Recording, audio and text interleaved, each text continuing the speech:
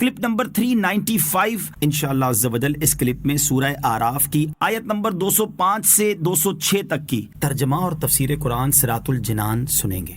بسم اللہ الرحمن الرحیم،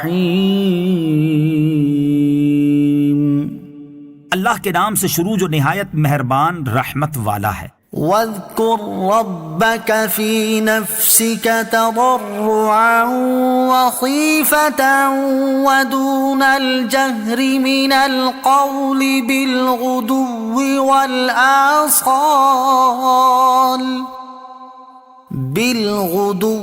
والآصال ولا تکن من الغافلین۔ ترجمہ، اور اپنے رب کو اپنے دل میں یاد کرو گر گڑاتے ہوئے اور ڈرتے ہوئے، اور بلندی سے کچھ کم آواز میں، صبح و شام اور غافلوں میں نہ ہونا۔ وَاذْكُرْ رَبَّكَ فِي نَفْسِكَ تَضَرُّعًا، اور اپنے رب کو اپنے دل میں یاد کرو گر گڑاتے ہوئے۔ اس آیت میں خطاب رسول اکرم صلی اللہ تعالیٰ علیہ وسلم سے ہے، اور اس خطاب میں امت مصطفیٰ بھی داخل ہے کہ یہ حکم تمام مکلفین کو عام ہے۔ حضرت عبداللہ ابن عباس رضی اللہ تعالیٰ عنہما سے مروی ہے کہ اس آیت میں ذکر سے مراد نماز میں قرات کرنا ہے۔ ایک قول یہ ہے کہ ذکر میں تلاوت قرآن، دعا اور تسبیح و تحلیل وغیرہ تمام اذکار شامل ہیں۔ خلاصہ یہ ہے کہ اللہ تعالیٰ کا ذکر دل میں کیا جائے یا درمیانی آواز میں، حد سے زیادہ بلند آواز میں چیختے ہوئے نہ کیا جائے۔ نیز اللہ تعالیٰ کا ذکر عاجزی اور خوف کے ساتھ ہو۔ نیز ذکر اللہ صبح و شام کیا جائے۔ بلند آواز سے اور آہستہ آواز سے ذکر کرنا دونوں کے بارے میں احادیث موجود ہیں۔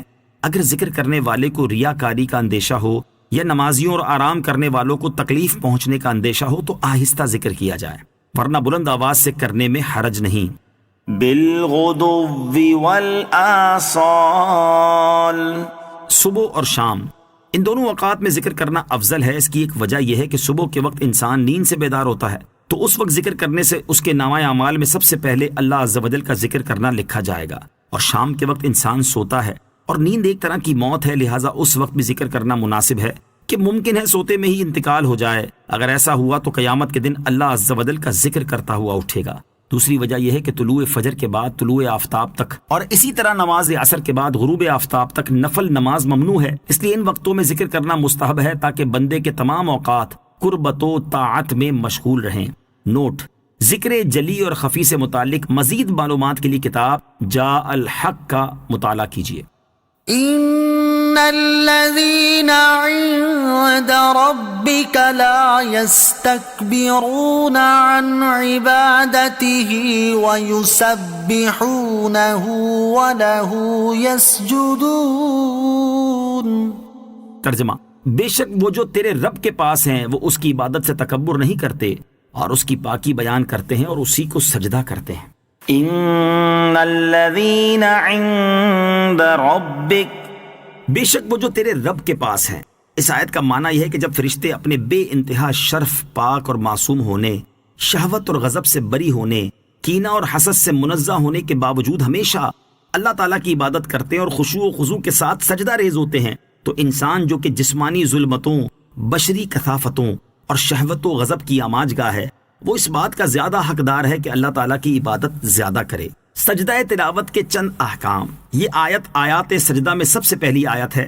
اس مناسبت سے ہم یہاں سجدہ تلاوت کے چند احکام بیان کرتے ہیں۔ آیت سجدہ پڑھنے یا سننے سے سجدہ واجب ہو جاتا ہے۔ پڑھنے میں یہ شرط ہے کہ اتنی آواز سے ہو کہ اگر کوئی عذر نہ ہو تو خود سن سکے۔ سننے والے کے لیے یہ ضروری نہیں کہ بالقصد سنی ہو، بلکہ بلا قصد سننے سے بھی سجدہ واجب ہو جاتا ہے۔ نمبر 2، سجدہ واجب ہونے کے لیے ایک قول کے مطابق پوری آیت پڑھنا ضروری ہے، اور ایک قول کے مطابق پوری آیت پڑھنا ضروری نہیں، بلکہ وہ لفظ جس میں سجدے کا مادہ پایا جاتا ہے اور اس کے ساتھ پہلے یا بعد کا کوئی لفظ ملا کر پڑھنا کافی ہے۔ نمبر 3، اگر اتنی آواز سے آیت پڑھی کہ سن سکتا تھا مگر شور و غل یا بہرے ہونے کی وجہ سے نہ سنی تو سجدہ واجب ہو گیا، اور اگر محض ہونٹ ہلے، آواز پیدا نہ ہوئی تو واجب نہ ہوا۔ نمبر 4، فارسی یا کسی اور زبان میں آیت کا ترجمہ پڑھا تو پڑھنے اور سننے والے پر سجدہ واجب ہو گیا۔ سجدہ تلاوت کی فضیلت۔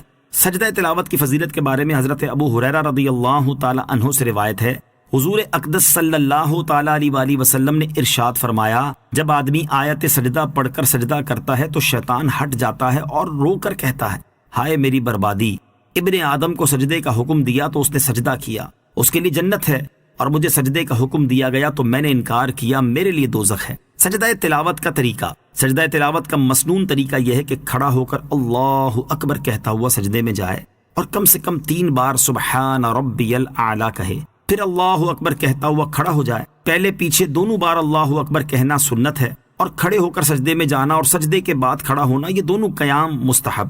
یاد رہے کہ سجدہ تلاوت کے لیے اللہ اکبر کہتے وقت نہ ہاتھ اٹھانا ہے اور نہ اس میں تشہد ہے نہ سلام۔